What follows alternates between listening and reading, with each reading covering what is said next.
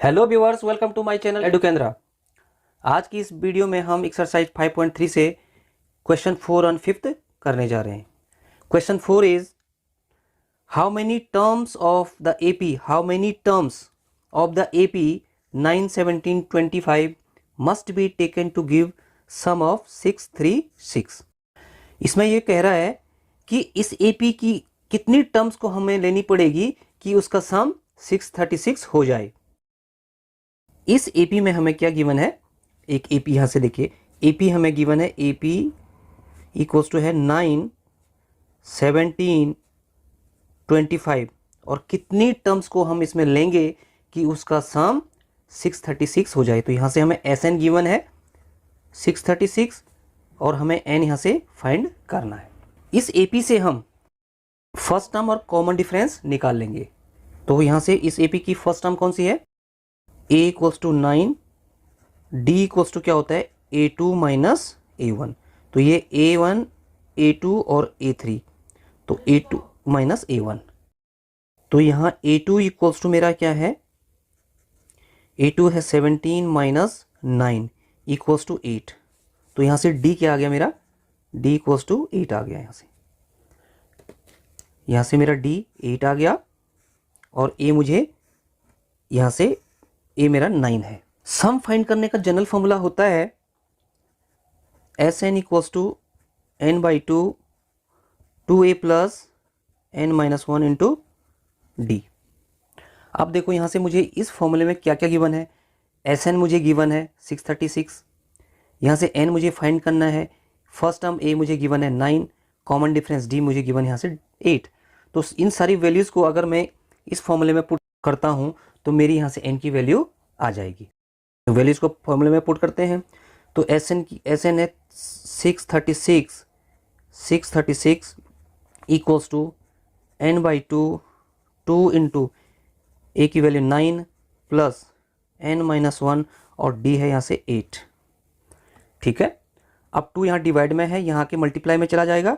636 into 2 equals to यहाँ रह जाएगा एन, ब्रैकेट सॉल्व करते हैं, 2 9 जा 18 प्लस 8 को अंदर मल्टीप्लाई कर देते हैं, 8n माइनस 8। अब 2 मल्टीप्लाई करते हैं इससे, 2 6 जा 12, 1 2 3 जा 6, 1 7 और 2 6 जा 12 इक्वल्स टू n और अंदर ब्रैकेट सॉल्व कर लेते हैं। तो यह हो जाएगा 8n, 18 माइनस 8 कितना हो जाएगा 10। अगेन सॉल्व करते हैं, ये हो जाएगा 1272 इक्वल्स टू एन को अंदर मल्टीप्लाई कर देते हैं, 8n square plus 10n, n 10 से मल्टीप्लाई हुआ तो 10n हो गया।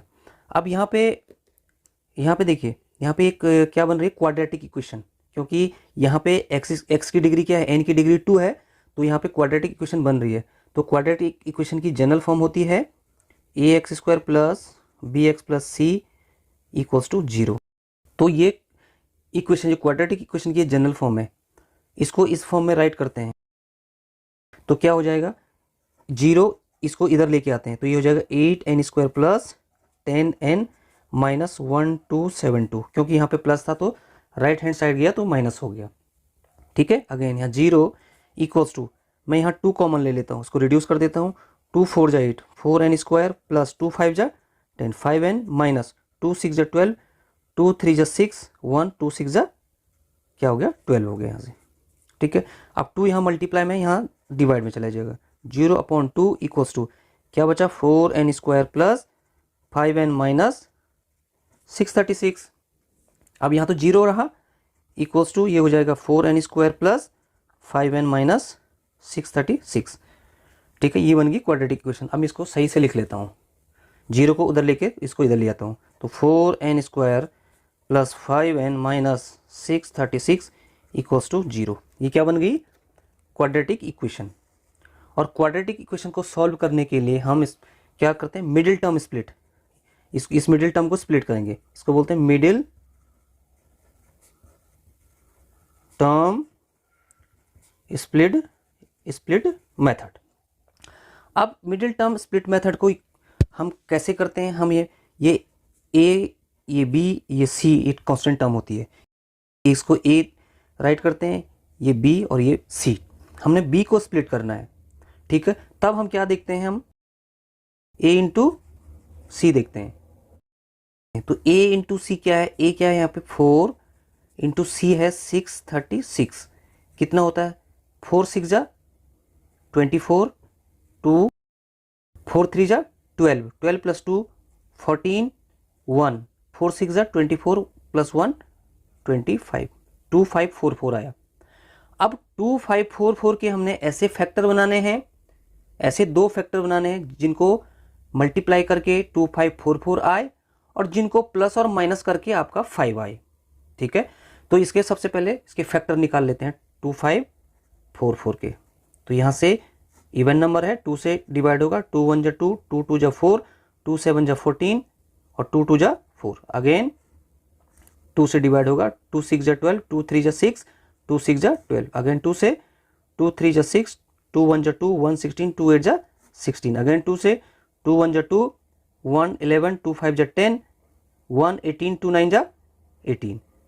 अगेन 3 से होगा, 3 5 जा 15 और 3 3 जा 9। अब ये डिवाइड नहीं होगा, 53 1 जा 53। अब यहाँ पर चेक करो, एक तो यहाँ पे 53 और 2 2 जा 4, 2 जा 8, 2 जा 16, 3 जा 48। तो यहाँ पे मेरे पास दो फैक्टर मिले मुझे, 48 और 53। तो 48 और 53 को मल्टीप्लाई करके 2544 आता है और 53 माइनस 48 तो हमारा 5 आता है। तो हमें यहाँ पे ऐड करना या सब्ट्रैक्ट करना हम कैसे देखेंगे, हम कांस्टेंट टर्म का साइन देखेंगे। तो यहाँ पे कांस्टेंट टर्म हमारा कौन सा है, 636, और 636 का साइन है माइनस, इसका साइन माइनस है, तो हमें उन दो टर्म को माइनस करना पड़ेगा आपस में। तो यहाँ पे हम क्या करेंगे, अब यहाँ से देखिए वो मेरी दो टर्म्स कौन से आई, क्या आई मेरी, 53 इंटू 48 जो होता है 2544 और 53 माइनस 48 ये आता हमारा 5। तो मेरी यहाँ कंडीशन फुलफिल हो गई। अब मैं इस मिडिल टर्म को स्प्लिट करके फिर इसको कैलकुलेट करता हूँ। अब सॉल्व करते हैं इसको, 4n स्क्वायर प्लस, अब मिडिल टर्म को हम क्या लिखेंगे यहाँ पे, 53 minus 48 into n minus 636 equals to 0। अब इसको सॉल्व करते हैं, देखो 4n square plus 53n minus 48n minus 636 equals to 0। अब क्या करेंगे, देखो फर्स्ट टू टर्म में कॉमन और लास्ट टू टर्म में कॉमन लेंगे। तो यहाँ से कॉमन क्या आता है, यहाँ से देखिए नंबर तो कोई कॉमन नहीं है, ये इवन नंबर है, ये ऑड नंबर है। तो यहाँ से n देखो, n यहाँ भी है और n यहाँ भी है, तो ये n हम यहाँ से कॉमन ले लेंगे। तो ब्रैकेट में बचेगा आपको 4n प्लस 53 और यहाँ से देखो क्या कॉमन लेंगे, 12 4 जा 48 होता है, तो 12 हम यहाँ से कॉमन लेंगे। 12 से ये भी डिवाइड होता है, तो 12 हमने यहाँ से कॉमन ले लिया। तो कितना बचा यहाँ पे, 4n माइनस, और 12 को 53 टाइम्स मल्टीप्लाई करते हैं तो 636 आता है, ठीक है। तो ये क्या आ गया आपका 4n माइनस 53, सॉरी माइनस, ये प्लस हो जाएगा, यहाँ पे माइनस बाहर था तो माइनस माइनस प्लस हो गया। अगेन यहाँ पे कॉमन है, 4n प्लस 53 कॉमन है, तो यहाँ से 4n प्लस 53 कॉमन और ब्रैकेट में बच गया n माइनस 12 इक्वल्स टू 0, ठीक है। तो यहाँ से हमें n की दो वैल्यूज़ मिल रही है, एक बार 4n प्लस 53 इक्वल्स टू 0 लिखेंगे और दूसरी बार n माइनस 12 इक्वल टू 0 रखेंगे। तो यहाँ लिख लेते हैं when 4n plus 53 equals to 0, 4n equals to minus 53 और यहाँ से n इक्वल्स टू आ जाएगा माइनस 53 अपॉन 4। तो यहाँ से n की एक वैल्यू आ गई माइनस 53 अपॉन 4 और दूसरे में n minus 12 equals to 0, then n equals to क्या हो जाएगा 12। तो n की यहाँ से दूसरी वैल्यू आ गई 12। तो n की वैल्यू देखो हम 12 कंसीडर करेंगे। जो हमारी टर्म्स होती है, टर्म हमेशा पॉजिटिव में होती है, हमेशा टर्म्स कभी भी ना तो नेगेटिव होती है ना फ्रैक्शन होती है। तो यहाँ से हम राइट कर लेते हैं value of n never be in fraction. n की वैल्यू कभी भी फ्रैक्शन में नहीं होती है। देयरफॉर यहाँ से लिख लेते, therefore n equals to 12। n की वैल्यू यहाँ से क्या आ गई, 12 आ गई है आंसर। तो हमें n फाइंड करना था, यहाँ से n हमारा यहाँ से फाइंड हो चुका है 12। Next question, question number 5। The first term of an A P is 5, the last term is 45 and the sum is 400।